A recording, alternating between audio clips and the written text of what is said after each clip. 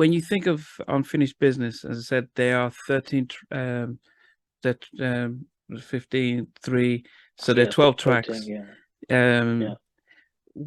What are your top 3 favorite? Well, I have 5 favorites because I've named 5, my 5, but which is I'll go through it again just in case. No Place Like You, my top favorite. Tomorrow Can Wait, love that. Okay. Bittersweet, and then Okay. The Day, because it is the whole Stokely mint condition. It has that sort of vibe. Danny, what would your favorite on the album be?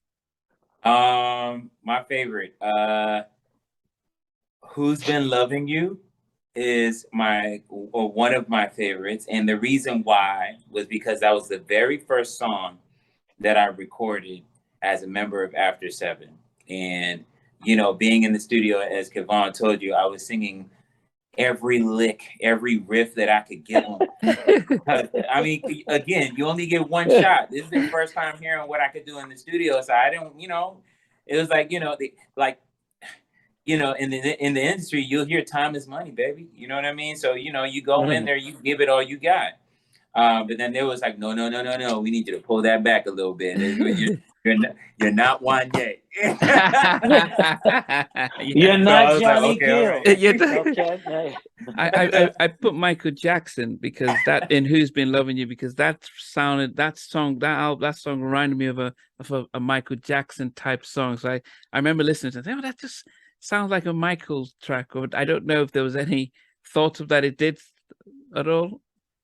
No. I can't say where Felly the Voice was when he wrote that, but I know he was in his bag. I know he went in there and wrote a hell of a song. But but again, that's a special song to me because that was the first song that I ever recorded as a member of After Seven. The other songs, it will be, of course, No Place Like You. And Tomorrow Can Wait, because I've always wanted to I've always dreamed of being on a record with Babyface, and that was just something that was just like I can check off on my bucket list. Okay. You know what I'm saying? And man, other than that, I never really hear a lot of people say this, but Sing a Love Song was a really good song. I like that song a lot. And yeah. What about you, Kevon? What are your favorite ones? No Place Like You. Well, okay. Favorite. Wow. I don't know if I can say what is my favorite. I can tell you what are my top 5. Yeah, top 5. Yeah. No Place Like You. Yeah. Tomorrow Can Wait. Yeah. Bittersweet. Yeah. Who's Been Loving You. Okay. And Girl, Your Love Is Made a Man of Me. Yeah, put that down. Yeah, that was my number 5. Yeah, Made a Man of Me. Yeah, that Man of Me. Yeah. So but yeah, as I said, I listened to. I said, wow, these are songs that I probably would have listened to in the mid '90s, and people talk about that R&B. I said it's the fact that back in those days there was a lot more radio programmers who would then put a lot of these songs on, so we'd listen to it. Then we would then start seeing the videos on Video Soul and stuff and all those places. So we were able to see it, and then we'll go and buy it. A lot of people in my generation going to a record store. My car doesn't have a CD player, so I wouldn't even know where to play a CD. And if I do go for streaming, it's it doesn't work. So most of on the channel, I asked the community, where do you listen to music? And minority listen to it on YouTube. So it's almost like YouTube becomes where we just listen to music, because either we're listening to legacy stuff, but we're still any of the new stuff, we're able to watch it and listen to it there, and because it's accessible and stuff. But as I said, I've gone through this album 3 or 4 times, and I'm like, wow, these really, really great songs. And Damon Thomas, who handled almost 80% of the production, is he part of Babyface camp, or was Face, because he would write? Yeah, he came up under Babyface for a while. He worked under my brother for several years, so he's got a lot of those influences in the way that he approaches and writes too as well. He can, let's say it that way. But he was also part of a member of Underdog, songwriting producing group, duo rather. Harvey Mason Jr. and Damon Thomas. Okay. Yeah. So. So whose idea was it for him to be the lead producer and not Kenny, just doing everything? Or it was my decision. I wanted to kind of go slightly a different route, do something just a little bit different, to maybe, just sometimes you just want to shake it up. It's good to kind of shake things up a little bit. It wasn't that, Face couldn't write or this, that, and the other, I just thought it was time, after, he did a fully produced, he and Daryl Simmons fully produced the Timeless record.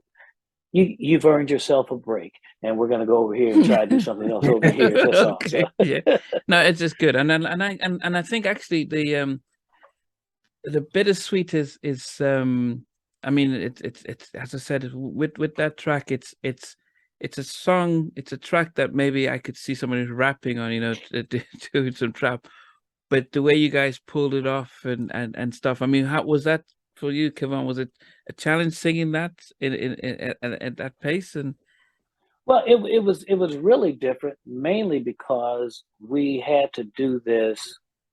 We started out doing this thing over an interface. They were in LA, we were in Atlanta. That's no fun. Okay. As a person who's done this for 30 plus years, when I step into the studio, I want to look through the glass and see you. If I want to give you an evil eye, like I ain't feeling this, I need you to feel me. To feel me. So, or if I'm feeling good, it's, we all there. But when you miles and miles away and there is delay, it's quite a challenge. It's quite a challenge, is what I will tell you. So that made it difficult. It was more of a challenge than anything else I've ever had to do in the studio. Usually we go into a studio and we'll hear a song for the first time. Maybe we might, do a little rough on it, take it home, live with it a day or two, come back and knock it out. That's not what we did this round. We came in, they're writing the song, sang the song. Wow. And that's kind of how that happened with us. That's the reason when you talk about 40 days, whoop, that's the reason, because we got it done right then and there. We didn't have a chance to really, for me, take on the kind of ownership that I like, that allows me to pour me into it. But it worked. It worked. We got through it. So yeah, I mean, I listened to it, and I don't think I would have thought that this sounds rushed. And as I said, if I can pick out 5 of my favorites, it means the rest were really good. But these were the ones that I listened to it now, and I can just say, I can keep listening to it continuously. But recording that unusually and that quick, was it Sono saying, "Look, we've got to get you guys out by August, so quickly get it done"? Or why the rush? No, it wasn't. It's just how they worked. We had to. That's how this producer worked. Yeah, I mean that's not how Damon worked, but that's to Danny's point, time is money, and we're in here and we're in here trying to get it done. And if we could get it done, I would have preferred, because hey, it was recorded in Atlanta. I live in Nashville. I've got responsibilities back home. So when I go, I got to get back and come back and boom, boom, boom, boom. So, and in addition to that, I think during that time, did I jack my knee up? I had an operation on my knee during the time that we were recording too. So it was a lot of things that were going on that made me have to get there and get there and get it knocked out, is kind of what it was. So, and we had it Damon had caught COVID. Yeah. Okay. Okay. Yeah, so that whole period is like, everything that you had to do was under a different set of pressures, if you will, because everything was, touch and go. So everybody's making every effort to stay protected, and it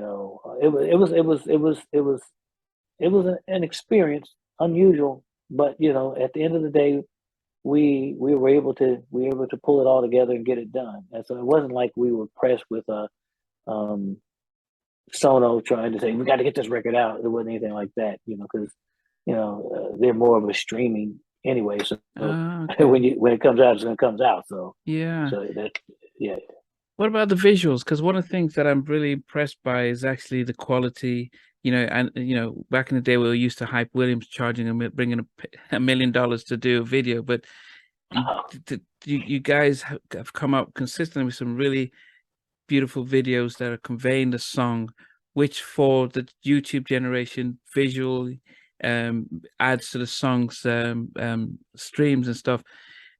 Mm-hmm. But how do you keep that under budget, but also making sure you get a director who can really tell the story visually, but not, bring a big hefty paycheck? Well, I think everybody understands anymore nowadays. You're not, maybe if I can't speak for Janet Jackson or for Lizzo or for those folks or Beyonce, what kind of money they might spend on a video today. But videos don't cost what videos used to cost. We used to spend $1 million, close to $1 million, $500, $600, $700,000 on a video. It was crazy. Yeah. But it's not like that anymore today, and you just have to find the right director who has the right sensitivity, understands what the message is and what your expression is, and again they have to pitch you with the right treatment.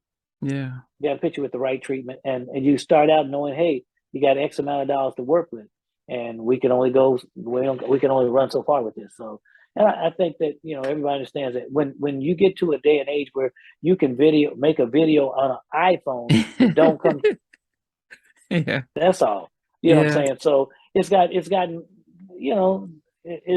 it can still be costly, but it's not nearly as costly as what it used to be. Yeah. Hey there, guys. This is Jamel Graves, and it's such a wonderful interview. But hey, guys, you guys have another appointment that you have to bounce to. You're running a little late. Oh, can we schedule a part 2 at another time? Okay. Wow. No. So I'm just wrapping up now with this. So you guys have a show with Kenny on Thursday. Right.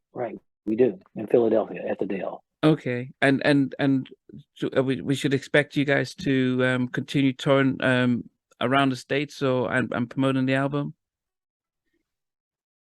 Absolutely. Most definitely. Yes. Okay. I think the final question I had actually was pretty much Kevon. You sure? Are you sure it's not something we can do? Because it would be great to continue at another time, but the guys are really running behind schedule. Okay. Yeah. I mean, if you could, because I did have how we wrap it up. Okay. But if you could. So what we'll do is, well, you and I follow up by email. Okay. Because I know the guys would love to continue, but I really got to get them to their next appointment. Okay. So what we'll do is you and I follow up by email, and we'll work out the questions prior so we can just have a wonderful part 2 to this interview. Is that great? Yeah, that's fine. Yeah. Okay. Why don't we jump off and I enjoyed it though. Yes. I just wanted to let him know I've enjoyed the interview though for sure. Yes. He's a breathing encyclopedia over there. This is going to be great, and if we're really lucky, maybe some of this information will help motivate the audience and your fans to bring After 7 over so they can have a wonderful live concert in your neck of the woods. We would love that. Yeah, definitely. Yeah, well, okay. Danny, Kevon, and Keith had to drop off, but definitely thanks. Okay, so before we go, please pronounce your name for me, if you would. Oh, Nnamdi. Nnamdi. Yeah, Okoye. Okoye. Yeah. Nnamdi Okoye. Okay. Well, it's a pleasure. It was a pleasure. Thanks so much for your time. We appreciate your interest. Thanks, guys. Yeah, it was pretty. Yeah, And, that was All it. right. Hey everyone, I want to thank you for being part of Halftime Chats. This new update is really about our membership, and I'm really excited to be able to fully launch the membership page. There will be things like full interviews from day one. As soon as the interview drops, you get access to it without any ads on it. There'll be some exclusive member-only videos that will just be some behind-the-scenes stuff and some other things that will never be broadcast. For some members, you can be able to get actually 2 interviews, because I do have a backlog of almost 7 or 8 interviews that I don't even know when I'm going to be able to broadcast them. So you're able to get at least some of those up front, and some just behind the scenes stuff, because there's a lot of stuff that goes behind the scenes that I have never been able to talk about or release. For everyone else, you know what, the videos will still be the same. Over a week or a week and a half or 2 weeks, depending on how long it is. So everything stays the same. The polls stay the same. The community chats, the community stuff stays the same. But I think with the membership stuff, I'm able to add a little bit more and invest a lot more time and energy in really supporting the members. So I do hope you come on that ride with me. I appreciate the support, and this will just help me continue to invest in taking things to the next level. Take care.